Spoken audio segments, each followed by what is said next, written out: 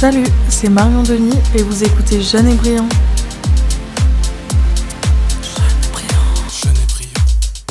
Un podcast qui met en lumière les jeunes, leur parcours, leurs envies, mais aussi leurs moments de vie. Ici, on parle de tout, sans tabou, sans tabou, sans tabou, sans tabou.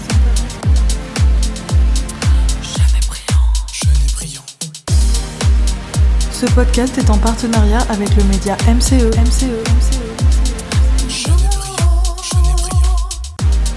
Rebecca, bienvenue sur Jeune et Brillant. Merci beaucoup. Aujourd'hui, j'ai le plaisir de t'accueillir pour parler un petit peu de ton parcours.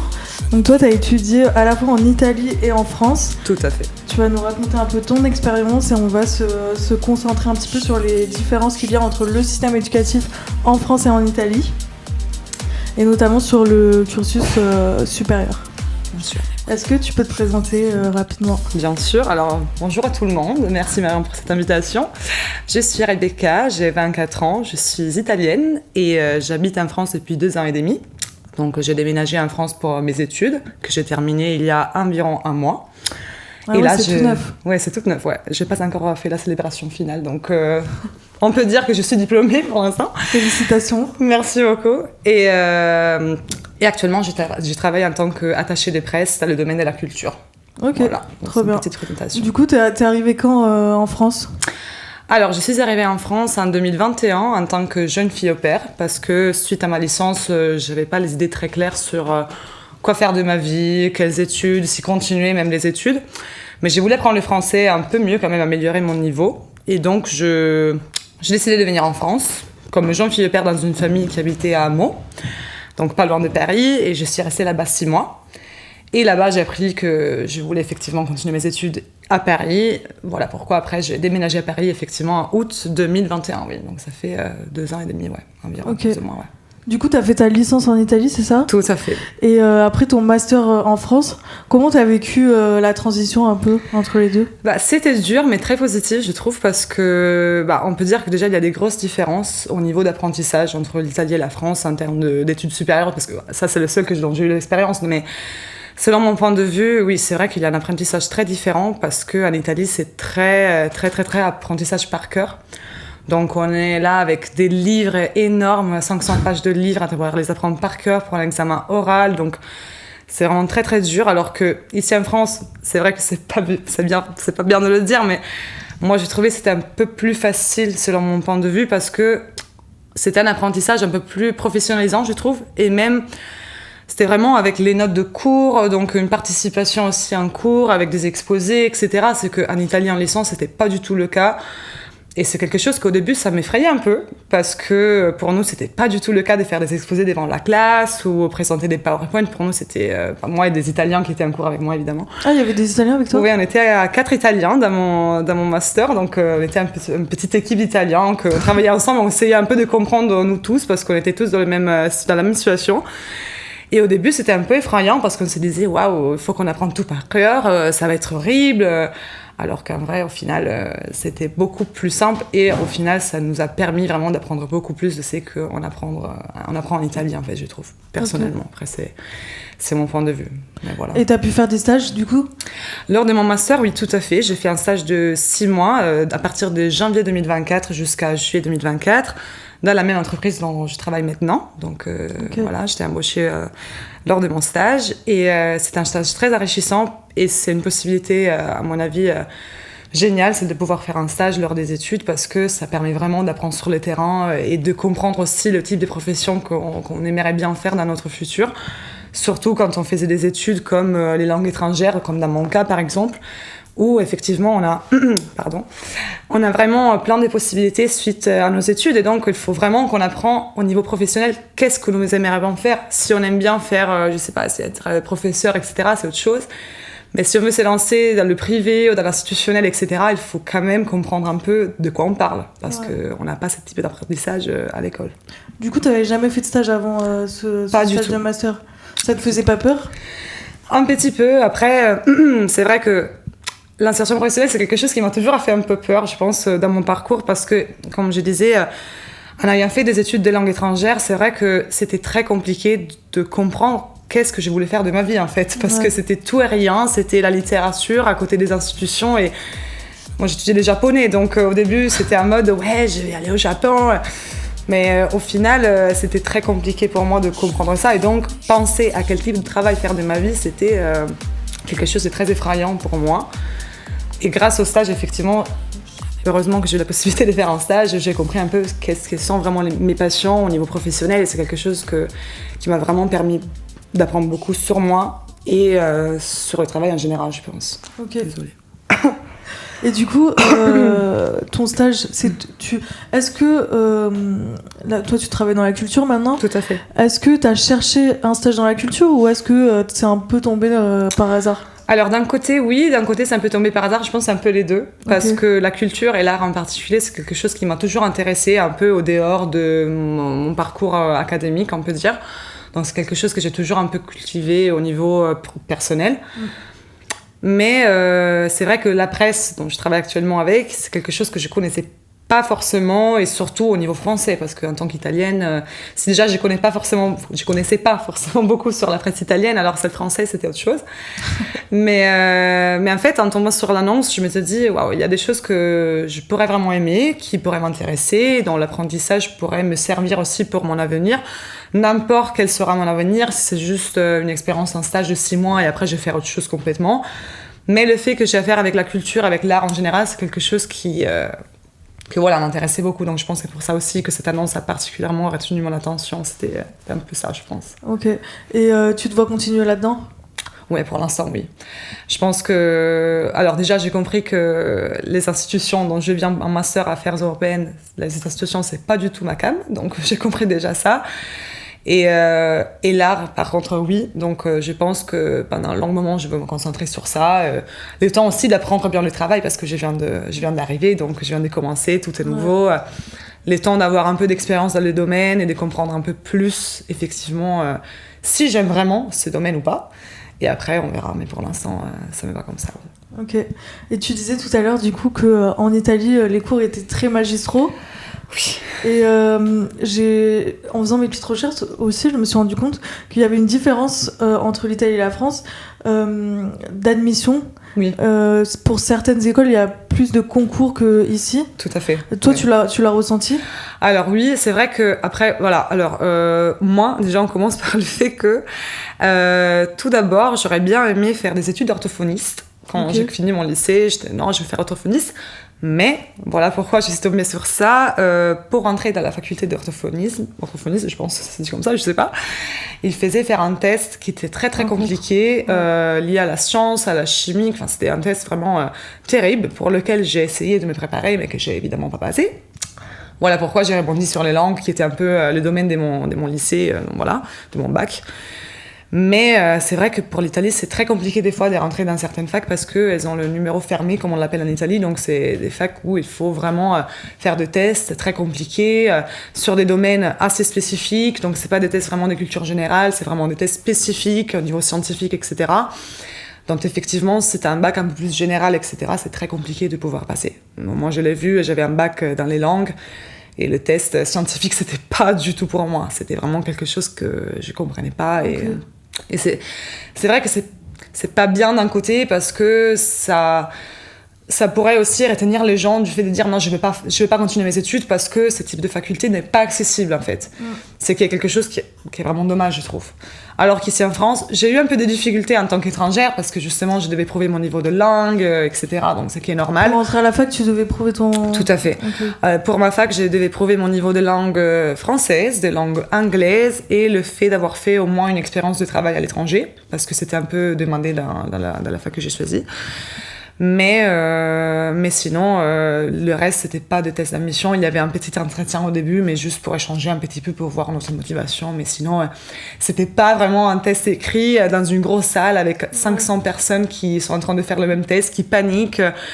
Quand j'ai fait le test, c'était horrible. Moi, j'ai eu une scène, j'avais une fille qui était à côté de moi, qui évidemment s'est levée. Avant le test, elle a dit non, moi, je peux pas, je m'en vais. Et moi, j'ai dit, bon, est-ce que moi, qu'est-ce que j'ai fait ici ? Bon, c'est vrai que c'est pas vraiment le meilleur des esprits. Et mais... tu t'étais préparée ou pas? Parce que ça non, mais m'étais préparée, j'avais passé une été à étudier, j'avais fait de mon mieux. Okay. Mais c'est vrai que les mathématiques, la science, c'est pas du tout mon domaine. Donc vraiment, j'ai regardé le test et je me rappelle que je suis sortie, il y avait mes parents qui m'attendaient. Je leur ai dit, je pense pas. En fait, je vous dis, moi j'ai fait de mon mieux, mais là, ils m'ont eu à la première demande de logique, la question de logique, j'ai tout raté, je vous le dis. Mais bon, j'ai essayé quand même, mais c'est vrai que c'est dommage, surtout parce que le domaine que j'aurais choisi, donc l'orthophonisme, effectivement, c'était pas vraiment une science de mathématiques, quoi. Ça avait rien à voir, j'espère. Mais donc voilà, c'était un peu ça qui m'a bloqué, quoi. Ok, c'est fou parce que au final en France aussi il y a un concours pour l'école d'orthophoniste et moi j'en avais passé plein. Ah oui? Ouais, et je les ai eus, je suis allée en école d'orthophoniste et aujourd'hui je suis pas du tout orthophoniste. Non mais bon, mais je trouve que c'est un domaine très intéressant quand même. Oui, carrément. Mais t'as aimé quand même Ouais, j'ai aimé, mais je me voyais pas en fait là travailler, en tout cas pas tout de suite dans un cabinet et puis même financièrement c'est très galère de s'en sortir là. Ah ok. Ouais. Je sais pas comment c'est en Italie. Non, mais en Italie c'est un peu différent. C'est une profession que moi c'est pour ça que j'aurais choisi parce que une fois sortie de l'université j'aurais eu une profession. Ouais. Parce que les autres facultés normalement c'est vraiment c'est des domaines où tu sors et t'as tout et rien. Alors que là j'aurais eu ma profession. Là c'est sûr que mais en France c'est pareil, il y a du travail de ouf, mais pas assez beaucoup de travail. Pour pas assez de paye. Ah, okay. Ah non, en Italie c'est très très bien payé. Okay. En Italie c'est surtout parce que la plupart décident d'ouvrir des studios, on peut dire, à elles-mêmes. Donc, leur cabinet quoi. Exactement. Ouais. Donc c'est très très très bien payé en Italie. Donc voilà pourquoi aussi j'avais choisi ces domaines. Ça m'intéressait. Là, a posteriori, je me dis... Non, j'aurais pas pu faire ça, je suis pas patiente, mais à l'époque, j'étais jeune, je me disais, ouais, why not, orthophoniste, pas du tout. Mais bon. Mais c'est fou parce qu'en plus, quand tu passes le bac et tout, t'es obligé, enfin, on te demande qu'est-ce que tu veux faire et c'est hyper compliqué, je trouve, totalement. À 18 ans, de savoir ce que tu veux faire. Tu sais, passer un concours pour aller dans une école et après te dire que tu vas faire ce métier toute ta vie. Non, mais c'est ça. Et en plus, moi, j'avais eu le même problème au lycée parce que, alors, je sais un peu comment ça fonctionne en France, mais en Italie, c'est très divisé le lycée, par exemple. En fait, il faut choisir un lycée depuis la première année de lycée. Donc, je sais qu'en français, vous comptez à l'envers, la première, la cinquième. J'ai jamais compris comment ça fonctionne. Mais en Italie, la première année du lycée, en fait... Ça s'appelle comment, la première année du lycée? La première. Ah, ok. Première, deuxième, troisième, quatrième et cinquième. C'est vrai que ça n'a pas de sens. C'est dans l'ordre, en fait. Voilà. Ouais. Et en fait, t'es directement dans le domaine que t'as choisi. Donc, si tu choisis un lycée dans les langues, tu commences, tu fais 3 langues et t'as que ça comme domaine. Si tu fais les chants, c'est comme ça. Donc, en fait, à 13 ans, t'es là, tu te dis, bon, moi, je dois choisir un truc. Alors toi, t'étais en langue, du coup? Moi, j'étais en langue. J'avais choisi un lycée, alors là aussi... un lycée dans ma ville qu'en fait dont il y avait le japonais comme langue curriculaire parce que c'était la langue qui m'intéressait. Alors déjà ça m'intéressait parce que c'est quand même stylé d'avoir le japonais à son... C'est très bien, j'ai fait 5 ans de japonais au lycée et 3 ans en licence, donc quand même. T'as fait 8 ans de japonais? Ouais, alors là j'ai un peu oublié, mais... Ah, donc tu parles japonais? Ouais, bof. Là j'ai un peu perdu, ça fait je pense 4-5 ans que je fais plus rien, mais un petit peu. Okay. Mais donc je l'avais choisi parce qu'aux portes ouvertes, il y avait un cours de japonais et moi j'étais restée waouh, c'est génial, je vais faire ça, alors que j'avais 13 ans et c'était vraiment le truc qui m'avait juste passionnée parce que c'était différent par rapport à tout le reste des choses. Ouais. Donc voilà, c'est un peu la même chose pour l'université, je pense que c'est un peu...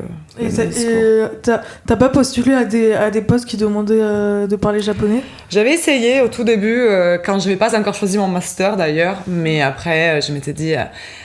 Alors déjà, c'est un peu la syndrome de l'imposteur, en mode, est-ce que je peux vraiment le faire?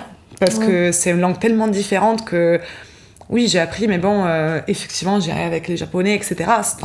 C'est leur langue, donc... Puis il faut le pratiquer, j'imagine. Hein, exactement, c'est que là, j'ai plus fait. Donc, quand j'avais donné des cours en particulier de japonais à une fille qui était dans mon même lycée, mais c'était que ça. Penser vraiment d'y travailler. Alors, à l'époque, peut-être oui, juste après ma licence, mais maintenant, c'est vraiment quelque chose que j'ai un peu abandonné parce que je me dis... non, parce qu'en plus tu peux pas vraiment le pratiquer en Italie ou même en France. Pas du tout. Au moins que tu as quelqu'un qui est japonais qui a la bonne volonté de te dire ok d'accord on passe des heures ensemble et on en discute en japonais etc. Mais sinon c'est très compliqué et les cours en particulier c'est très très cher. Donc, ou un petit ami japonais quoi. Ouais non. Là il est haïtien donc ça tombe mal. Dommage. Ok. Et du coup, il y a aussi une différence entre la France et l'Italie, c'est les frais de scolarité. Oui. Nous, c'est souvent entre 200 et 300 euros. Enfin, je pense que c'est ce que tu as payé pour ton master. Oui, plus ou moins, c'est 250 et quelques, je pense. Oui, pas plus. Oui, alors qu'en Italie, c'est selon le quotient familial, je crois. Tout à fait. Oui, c'est un peu compliqué. Alors, en Italie, en fait, tous les ans, il faut donner justement les revenus, on peut dire les revenus de la famille. L'avis d'imposition, on appelle ça en France. L'avis d'imposition. J'ai fait mes impôts cette année d'ailleurs, donc je devrais les savoir. Mais oui, justement, l'avis d'imposition de la famille, en fait, c'est pas forcément le tien si tu es justement sous ta famille, etc. Et par rapport à la richesse de ta famille, ils te disent combien tu dois payer. Donc, le minimum, je crois que c'était environ 1 500 euros par an. C'est et cher, le maximum, ouais, je me souviens pas vraiment, parce que là, ça fait des années. Et en plus, si au cas où tu avais des soucis, tu n'arrivais pas à fournir ton avis, etc., en avance, tu devais payer les frais entiers. Donc le total qui était, je sais pas, c'était 5 000 pour... Mais ça change aussi d'université à université, en fait. Donc pas toutes les universités ont les mêmes prix, etc. Ouais, évidemment, il y a les privés qui ont des prix qu'on n'en parle même pas, mais les publics, c'est un peu ça, en fait. C'est qui est dommage, parce que, voilà. C'est cher. Dans mon cas, c'était pas trop cher, donc j'ai eu cette chance, mais c'est vrai que ça peut être très cher, surtout pour des familles qui ont plusieurs fils qui vont à l'université, etc. Enfin, après, voilà, ils ont tous des catégories dont il faut remplir, etc. C'est très très long à faire, etc. Donc, mais c'est vrai que c'est pas forcément donné pour tout le monde, quoi. Enfin, ouais, toi, tu connais des gens, par exemple, que ça a pu... Oui, j'en connais quelques-unes. Oui. J'en connais quelques-unes qui me disaient après le bac, moi... ma famille n'a pas l'argent pour faire ça, moi je peux pas, je me mettrai pas à faire ça, donc je vais travailler directement après le bac, même si je m'aimerais bien, parce que j'ai pas la possibilité de faire ça, donc c'est ce qui est terrible en fait, parce que en soi ça devrait être quelque chose pour tout le monde, alors que malheureusement c'est pas ta motivation personnelle, des fois c'est des raisons autres, c'est qui est dommage je trouve. Ouais. Et ils n'ont pas pour projet de changer ça. Enfin, les gens se plaignent en Italie ou pas? Un petit peu, mais je trouve qu'avec le temps, les universités deviennent de plus en plus chères. Donc, ils augmentent. Même quand j'étais en licence, je me rappelle qu'ils avaient changé les prix.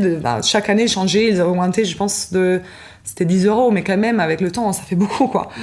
Donc, je pense pas que c'est quelque chose qui est envisagé de changer. Et c'est à cause de la crise économique, ça? Oui et non. Enfin, en fait, le problème, c'est que les universités coûtent assez cher des fois, mais... Et elles sont bien au moins, les universités, ou pas? Ça aussi, c'est quelque chose dont... pas forcément. Ah ouais. Enfin, moi, j'avais une université, la même université était jolie parce que c'était le centre-ville, donc quelque chose de très mignon. Par contre, il y avait des salles qui n'avaient pas le chauffage, donc l'hiver, t'imagines même pas. On n'avait même pas de table, on avait des fois des petits trucs en bois à mettre sur les jambes pour mettre les cahiers, l'ordi, on aurait dit. Et on payait quand même 1 500 euros par an. Donc, tu te dis, est-ce que... Mais c'est abusé. Voilà. Ouais, un peu. Mais du coup, l'argent, il va où? C'est une très belle question, mais c'est l'Italie, donc qu'est-ce que je te dis? C'est un peu comme ça, la même question qu'on se pose à chaque fois qu'on parle, mais non. Non, mais bon, c'est vrai qu'à chaque fois, ils disent non, c'est pour financer ça, c'est pour financer ceci, c'est que je peux comprendre, mais en soi, je me dis, bon, quand même, t'as quand même pas mal d'étudiants. Moi, je dis juste ma promo des Japonais, on était 70 personnes. Ah ouais. Donc, il y avait une fac avec, je pense, il y avait 10 langues étrangères qui étaient enseignées, il y avait plus la fac d'économie, de droit, enfin, il y avait 8 facultés, et tu me dis, non, mais... voilà, vous restez là, sans chauffage, super. C'est génial. Donc, ouais, c'était un peu ça. Mais bon, c'était quand même... En France, t'avais du chauffage? Oui, en France, j'avais le chauffage, j'étais heureuse. Des fois, même, il faisait trop chaud dans la classe, donc c'était mode bon. Mais en France aussi, en vrai, c'est vrai qu'au début, je me disais, non, la France, ça va être génial, ça va être pas du tout la même chose. Alors qu'après, je suis allée à l'université, j'étais en mode, oui, ok, d'accord. Par contre... Vous avez vous aussi, en fait. C'est vraiment pas... Non, mais tu sais, des fois, je me disais... C'était où ta fac, toi? Moi, c'était sur mon université à Malesherbes. Ok. C'est une fac assez... Enfin, c'est le bâtiment est neuf. C'est pas la pire. Non, c'est pas dégueu, pas du tout. Mais c'est vrai que des fois, tu voyais des choses, je te dis, bon, est-ce que... Moi, j'avais un peu mon idée à Paris, la Sorbonne. C'était quoi ton idée? Non, je sais pas, tu vois. Enfin, moi, j'ai voyé Sorbonne Mer, tu vois, dans ces grosses salles avec plein de trucs. J'étais ok, donc la classe, c'est celle-là, super. Mais bon, après... C'est vrai que tous les étrangers qui viennent à Paris, qui vont à la Sorbonne, ils s'attendent vraiment c'est ça. à être au Panthéon, quoi. Ouais, c'est ça. Moi, je m'attendais Sorbonne Mer, c'est fait, quoi. Alors que non, j'étais à Malesherbes dans le 17e, tu vois. Bon, pas grave, tu vois. Mais au final, c'était quand même bien. Mais c'est vrai que... Alors, c'était mieux que l'Italie, ça, c'est sûr. Enfin, de mon point de vue. Mais bon, il y avait quand même des moments où on se disait ah d'accord, donc ça marche comme ça ici, ok, c'est pas grave. Ok, et tout à l'heure en off, on parlait de Erasmus. Oui. Toi, t'es pas du tout passée par ce programme. Non. Du coup, tu t'es vraiment motivée toute seule à venir, à t'inscrire. Comment t'as pas galéré à trouver ? C'était horrible. J'ai passé, je pense, une des pires étés de ma vie, en fait, ce faisant. Ah ouais ? Ouais, parce qu'en fait, moi, comme je disais tout à l'heure un peu, pendant ma licence, je voulais pas forcément faire un Erasmus parce que j'avais des raisons personnelles, mais aussi parce qu'en étudiant le japonais, c'était très compliqué de trouver une fac à l'étranger, en Europe, avec le japonais. Ouais. Donc je m'étais dit, plutôt que partir et ensuite rentrer et perdre énormément le niveau en japonais, je préfère rester ici, continuer et on verra pour la suite. Donc quand j'étais au pair, et j'ai compris que j'aurais bien aimé continuer et rester en France, j'ai passé, je pense, depuis mars jusqu'à juin, quand j'ai fini d'envoyer tous mes documents, etc., tous les jours, à chercher et les cours ici, et la faculté là, et qu'est-ce qu'ils proposent, comment j'ai fait pour être admise. C'était fou. C'était vraiment quelque chose de très très lourd. Surtout parce que pas forcément j'avais des réponses qui me convenaient par rapport aux questions que je posais. Quand j'appelais, c'était quelque chose que des fois je me disais, je pense que j'ai bien parlé en français, je comprends pas quelle est la barrière entre nous, mais... C'est compliqué l'administration des universités. C'est horrible. Non. Ouais. Moi, je me rappelle, j'avais dû payer très très cher parce qu'ils voulaient que toutes mes notes de licence, qui étaient d'ailleurs en anglais, pas en italien, elles devaient être traduites en français par un traducteur juridique. Wow. Donc en fait, c'est une traduction, je sais pas, ça aurait dû passer par le tribunal, donc je pouvais pas la faire moi-même, c'était ça le problème. Okay. Et j'avais dû payer un traducteur qui m'avait payé, je pense, 250 € par certificat. Et moi, j'avais postulé, je pense, à 15 universités. Donc tu fais tes calculs. Et parce qu'en fait, je pouvais pas présenter le même, parce qu'il avait une chiffre, etc. Sérieux ? Ouais. Mais t'as dépensé combien d'argent ? C'était cher. Hein. C'était cher, mais bon, à l'époque, j'avais gardé l'argent de côté, donc ça allait. Mais c'est vrai que c'était pas donné quand même. Ah, tu voulais vraiment... Non, j'étais très motivée. J'avais postulé principalement à Paris parce que j'adorais Paris, donc c'était l'amour pour Paris, c'était Paris. Mais j'avais postulé aussi à Lyon, j'étais aussi postulé à Bordeaux, je pense. Okay. J'avais fait quand même pas mal d'universités en France, un peu des cours un peu différents l'un de l'autre, mais plus ou moins, oui, tout en France par contre. Et t'as pas galéré à trouver un appart ? Ah ouais, de ouf. Ça aussi, c'était très compliqué. Alors déjà, au début, j'étais en coloc avec une fille que d'ailleurs j'avais connue quand j'étais au pair, parce qu'elle aurait bien aimé venir comme jeune fille au pair dans la même famille où j'étais après moi. Du coup, on avait parlé, au final, on avait découvert qu'on aurait bien aimé faire le même master. Et au final, on était dans la même classe en master. Et heureusement, elle était encore en France en août. Et elle était venue à Paris, parce qu'au final, elle est à Reims, voilà. Elle était venue à Paris quelques jours pour chercher des apparts. On avait trouvé un appart, donc on l'avait pris tout de suite. C'était un bon appart, c'était à Bastille. On payait un peu cher quand même. Et on avait une seule chambre à deux, ce qui était assez compliqué. Parce qu'effectivement, on avait des horaires différents. Moi, j'ai travaillé, enfin... Voilà, mais... Vous deviez dormir ensemble, quoi. Ouais, c'est ça. Ou quand même, il y avait quelqu'un qui dormait dans le salon au fur et à mesure de qui s'est levé le plus tôt le matin, quoi. C'était pas ouf. Et tu payais combien ? C'était 730 chacune par mois. Pour une chambre ? Ouais.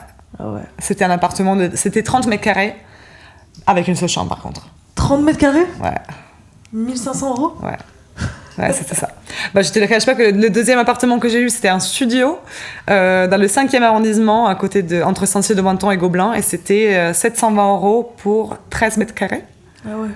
Et là, l'appartement que j'ai actuellement, je suis avec mon copain, donc ça change un peu la donne, mais c'est 28 et j'ai payé quand même 650, tu vois, chacun. Donc plus ou moins, on est sur le même chiffre. Mais la chose qui était plus compliquée, c'était qu'en tant qu'Italienne, c'était assez compliqué de trouver un appart. Parce que des fois, il y avait des situations un peu discriminatoires à ces sujets, tu vois. Ouais, je comprends. Genre en mode, ouais, tes garants sont italiens. Ouais. Moi, j'ai toujours travaillé, donc j'avais quand même mes fiches de paye. J'étais garant de moi-même aussi. Enfin, voilà, c'était pas simplement mes parents qui étaient en Italie, mais moi aussi que j'étais ici. Mais non, ça m'est arrivé que... Et tu devais les traduire aussi, du coup ? Oui et non.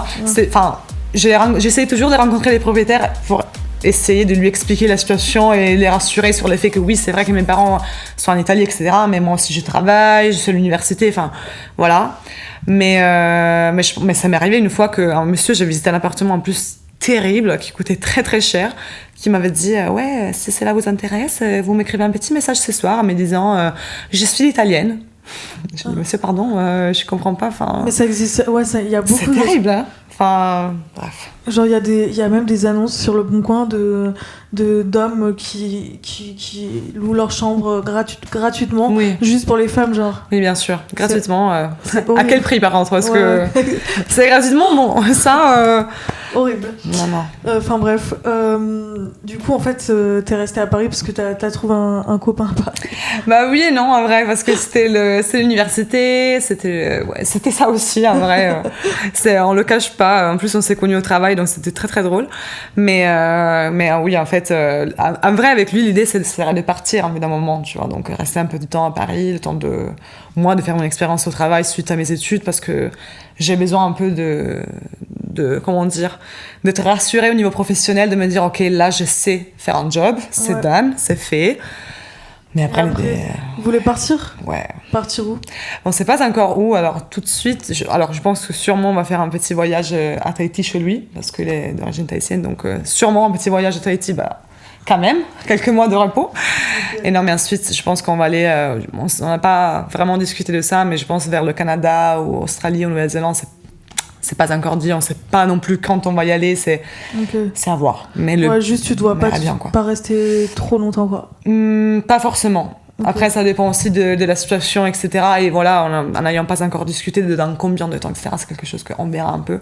Ouais. Mais c'est vrai que Paris, j'aime bien, c'est une très très belle ville, etc. Mais ça peut être un peu trop à un moment, je pense. Ah ouais, c'est sûr. Ok. Et du coup, on parlait tout à l'heure de marché du travail. Toi, du coup, tu as eu un CDI très rapidement, tu as eu de la chance. Et tu penses qu'en Italie, ça aurait été différent? Je pense que oui d'un côté et non de l'autre. Alors, oui et non, on peut dire.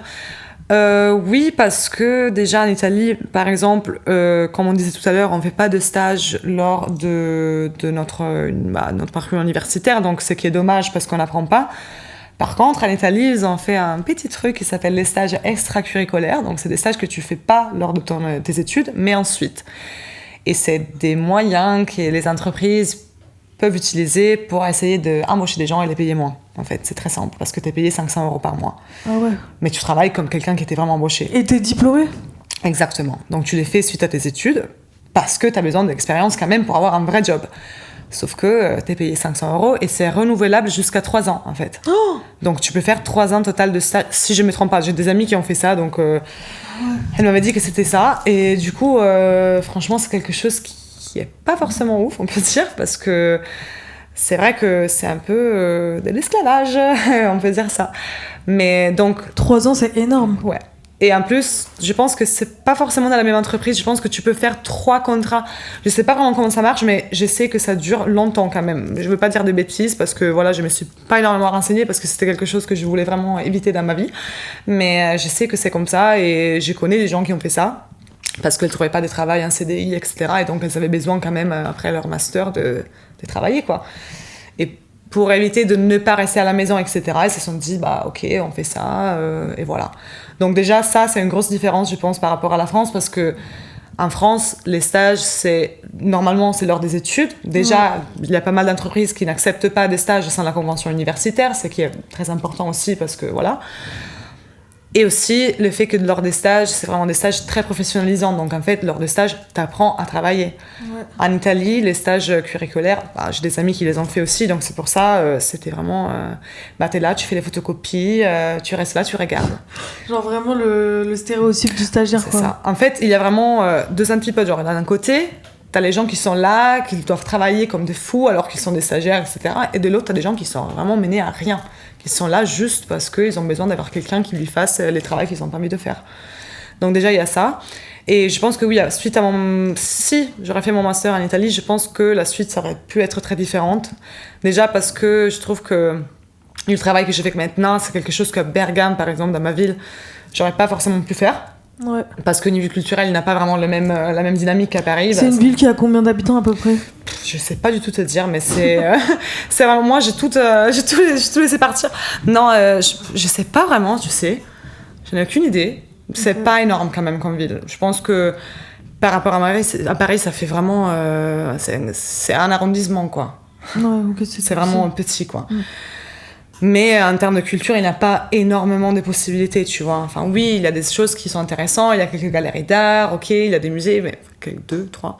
Mais c'est pas vraiment le sujet, on peut dire, à mon avis. Donc déjà, il y a ça. Et ensuite, parce que, comme je disais tout à l'heure, ça m'est arrivé, suite à ma licence, d'avoir des appels, des gens qui m'appelaient, oui, on sait que vous avez pris votre licence, on a vu votre CV, etc. Mais c'était pour des postes qui n'avaient rien à voir avec ma formation, en fait. C'était quoi? Un, c'était secrétaire. Ok. Et l'autre, c'était RH. Alors Ok. que moi, j'ai des études en langue et littérature étrangère moderne. Donc je me suis dit, bon, ok, vous êtes un peu... vous aussi, vous avez un peu de soucis, je pense. Mais voilà. Donc c'était des postes qui ne correspondaient pas du tout à ma formation et pas non plus à mes aspirations. Mais c'est vrai que ça m'est arrivé. Donc je pense que c'est un passage un peu... que je pense pas mal de gens qui prennent leur licence ou leur master, n'importe. Il y a des gens qui les appellent en disant « Ouais, votre université nous a informé que voilà, etc. » Après, ça dépend aussi de la volonté de chacun de se contenter des possibilités, des opportunités qui lui viennent offertes. C'est vrai que quand t'as pas d'autre choix, des fois t'es mené à faire des choix obligatoires, quoi. Enfin, c'est obligé. Toi, tu t'es vraiment donné les moyens quand même de partir, j'ai le sentiment. Oui, de faire ce que t'as voulu faire. Oui, déjà, c'est grâce à mes parents, tout d'abord, parce que c'est eux qui m'ont dit « Ok, t'as fait ta licence à Bergame, etc. Donc t'étais avec nous, mais si tu veux vraiment partir, vas-y, nous, on t'arrêtera jamais. Tu dois faire ce que tu veux faire, et nous, on te donnera quand même de l'aide, parce que s'il n'y avait pas leur aide, je pense que j'aurais pas pu. Enfin, j'ai tout juste travaillé, mais pareil, c'est pareil quand même. Donc, c'est autre chose. Mais... je pense que le fait qu'ils m'ont poussé aussi à faire ce choix d'un côté, en me disant bah si tu veux partir, pars en fait, no regrets, vas-y. Ils t'ont encouragé. De ouf, oui. C'est très important, ça. Ouais. Très très important. Parce que j'ai plein de gens que je connais aussi qui me disaient ouais, moi j'aurais trop bien aimé faire ça. Par contre, je sais pas, laisser ma famille. Je sais très bien, c'est dur, hein. Laisser la famille, c'est très dur. Ça a été dur de te séparer un peu de... C'était très dur. Enfin, surtout la première année, j'ai eu des moments où j'étais en mode non, il faut que je rentre en fait. Il y avait des moments où j'ai acheté des billets d'avion et j'ai rentré juste 3 jours parce que c'était trop pour moi. Ouais. C'est que normal, je suis fille unique, j'ai toujours vécu avec mes parents. Enfin, c'était vraiment un lien qui pour moi est fondamental. Donc, surtout au début, quand je me sentais seule, j'avais des amis, mais c'est normal que tu cherches ta famille, surtout quand tu as passé toute ta vie avec. Par contre, là, je me dis, effectivement, j'ai fait des choix qui m'ont amené où j'aurais toujours aimé d'être, à faire des choses que j'aime faire. Voilà quoi, donc c'est des choix un peu... il faut évaluer la situation, je pense. Parce que des fois, je connais plein de gens qui ont évité de faire ce type de choix en se disant non, mais parce que je vais manquer à ma maman, non, mais parce que mon papa, non, mais parce que j'ai mon copain. C'est vrai que c'est des choses qu'il faut considérer, mais d'un moment, il ne faut pas non plus s'arrêter comme ça, quoi. Enfin, il faut penser à soi, à ce qu'on veut vraiment. Surtout quand au niveau des études, il y a des meilleures possibilités à l'étranger. Pas forcément, hein, mais c'est vrai que si on se rend compte que c'est qu'on aimerait bien faire, il y a plus de possibilités à l'étranger, pourquoi s'arrêter, en fait? Je trouve que ça serait vraiment dommage, quoi. Et tu te vois pas retourner en Italie, là? Non, pas du tout. Genre jamais? Non. Sérieux? Peut-être à la retraite, tu vois, à la retraite. Mais je ne me vois pas du tout rentrer parce qu'au niveau du travail, j'ai parlé aussi avec des amis qui travaillent, etc. Et je vois que les conditions, c'est pas du tout... c'est quelque chose que je pourrais accepter déjà, surtout après avoir travaillé en France, où le travailleur a des droits, où les gens, quand ils ont quelque chose... En Italie, il n'y a pas de... Ben non, mais en Italie, c'est vachement... c'est toujours un peu service, en mode, on est un peu un service de l'entreprise, donc l'entreprise nous dit de faire ça, on le fait. Ce qui est correct, mais jusqu'à un moment quand même. Alors que si en France, il y a vachement cette mentalité en mode, oui d'accord, c'est mon job, par contre, j'ai des droits. Donc, oui, t'as des droits, t'as le droit d'avoir une vie perso. Exactement. C'est ce qui est très important aussi, alors qu'en Italie, c'est quelque chose qui est un peu mis de côté des fois. Ce qui est dommage. Donc déjà, il y a ça. En termes de salaire aussi, les salaires en Italie sont beaucoup plus bas. Ouais. Ça, c'est vrai que c'est comparé au coût de la vie, donc c'est équilibré, mais... C'est équilibré, tu dirais ou... D'un côté, oui, d'un côté, non, ça dépend un peu où tu es aussi. Parce que Milan, au niveau de loyer, par exemple, c'est le même prix que Paris. Par contre, le salaire, c'est le salaire de Milan. Donc, le salaire de Milan, c'est le salaire italien. Déjà, il n'y a pas de SMIC en Italie. On commence par cela, ce qui est un peu dommage. Il n'y a pas de minimum salaire, ouais. Non, pas du tout. Okay. J'ai des amis qui travaillent dans des cafés qui sont payés 6 € de l'heure. Ah ouais.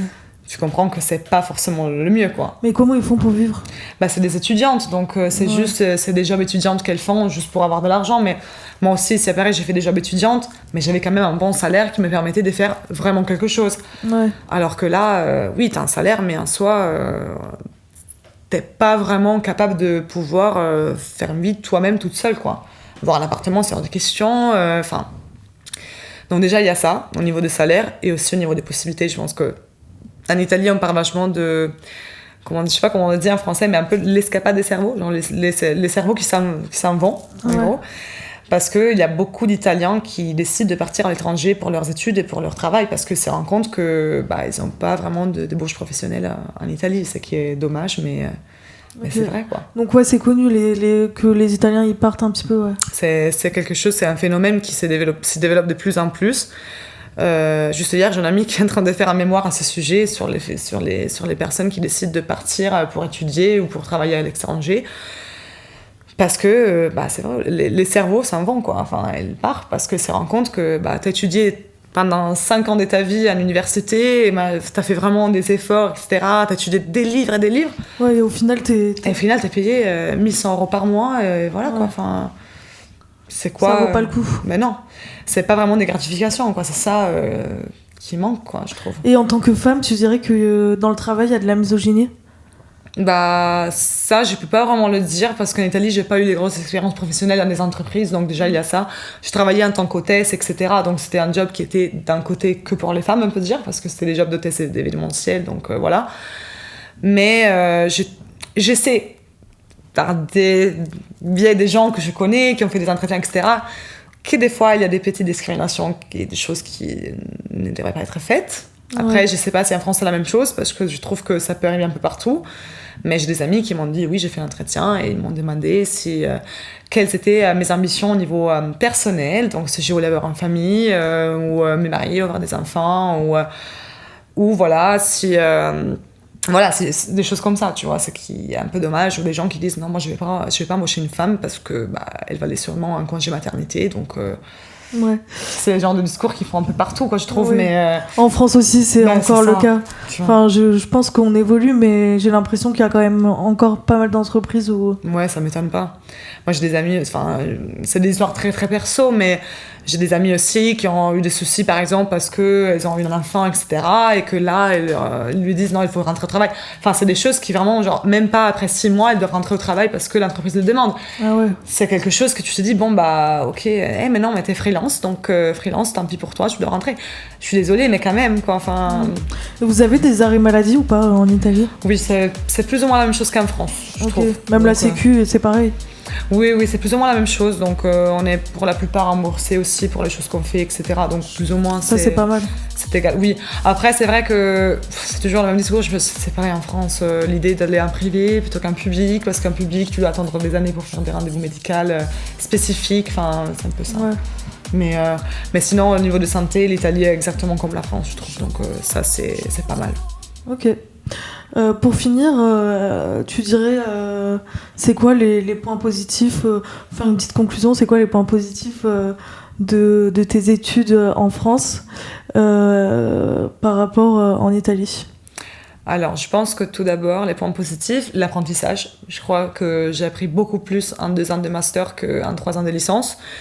Parce que les méthodes et les types... Après, je sais pas si c'est le master que moi j'ai choisi personnellement, ça se trouve c'est ça, mais je trouve que les méthodes d'enseignement, etc., c'était quelque chose qui m'a vraiment permis d'apprendre, mais vraiment apprendre, avoir des connaissances, que là, si quelqu'un me pose une question sur le sujet, je peux quand même dire quelque chose et j'ai pas tout oublié, comme malheureusement ça m'est arrivé en licence. Donc déjà, il y a ça. Après, je trouve, deuxième point positif, c'est... Je pense les personnes que j'ai connues, parce qu'en étant dans un master assez international, j'ai eu la possibilité de connaître plein de personnes qui ont tous des parcours différents, que même actuellement, les gens de ma promo, il y en a qui sont partis je sais pas où, c'est vraiment un environnement, je trouve, très, très, très stimulant. Je trouve que c'est quelque chose de très dynamique. C'est qu'en Italie, malheureusement, j'ai pas forcément eu la possibilité de rencontrer. Peut-être de ma faute aussi, parce que j'avais déjà des amis, etc. Donc, c'était pas vraiment une ouverture au niveau d'esprit. Mais voilà, donc 3e point positif, je trouve l'ouverture d'esprit qu'il m'a donné. Parce que, voilà, je pense que le fait que je suis là toute seule, donc il faut que je fasse les choses et que je m'ouvre un peu au monde qui m'entoure et aux personnes qui m'entourent dans tous les points de vue. Donc voilà, je pense que ça, c'est le 3e point positif qui m'a donné les études à l'étranger, je trouve. Ok, et tu conseillerais à une amie ou un ami italien de venir ? Tout le temps, oui. C'est vraiment le meilleur... Enfin oui, je pense que c'est vraiment quelque chose qui est nécessaire si on le sent, par contre, si on est convaincu. Parce que si on part avec des doutes, ça va pas le faire, en fait.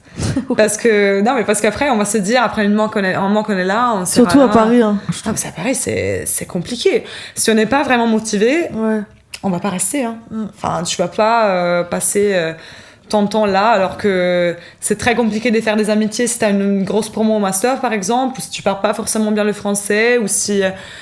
Enfin, t'as pas un travail, donc tu connais personne. Enfin, c'est très compliqué, en fait. Toi, tu t'es fait des amis un peu ? Oui, avec la promo, avec ma promo, justement. Et après, j'ai pas mal d'amis italiennes aussi qui sont ici, donc j'ai pas mal de potes italiens qui habitent à Paris également. Okay, petite communauté italienne. Ouais. En plus, j'ai découvert des amis qui sont des Bergame aussi, donc très drôle. On s'est rencontrés, on était dans la même ville, on se connaissait même pas avant. On s'est connus à Paris, quoi. Okay. Donc, au final, oui. Mais c'est vrai que si j'aurais pas eu mes études, je pense que ça aurait été beaucoup plus compliqué de faire des amis. Parce que c'est compliqué. Bah ouais, les gens ils sont un peu dans leur vie, chacun est dans son petit truc. Oui, en plus il y a des gens qui justement ils habitent à Paris depuis toute leur vie, donc ils ont aucun intérêt de faire des amitiés avec des gens qui sont dans leur cercle. Oui, c'est ça. Comme toi tu l'étais en Italie au final. C'est ça. Moi en Italie je pense que j'aurais fait la même chose. Hein, ouais. Après on n'avait pas eu d'étudiants Erasmus dans mon cours, mais je pense que j'aurais même pas forcément parlé, quoi. Enfin, Ok, merci beaucoup Rebecca, c'était trop bien d'en apprendre plus sur l'Italie. Merci beaucoup pour cette invitation, c'était génial. Avec plaisir. Merci d'avoir écouté Jeune et Brillant, le podcast en partenariat avec le média MCE. N'hésitez pas à cliquer sur la petite cloche pour ne manquer aucun épisode.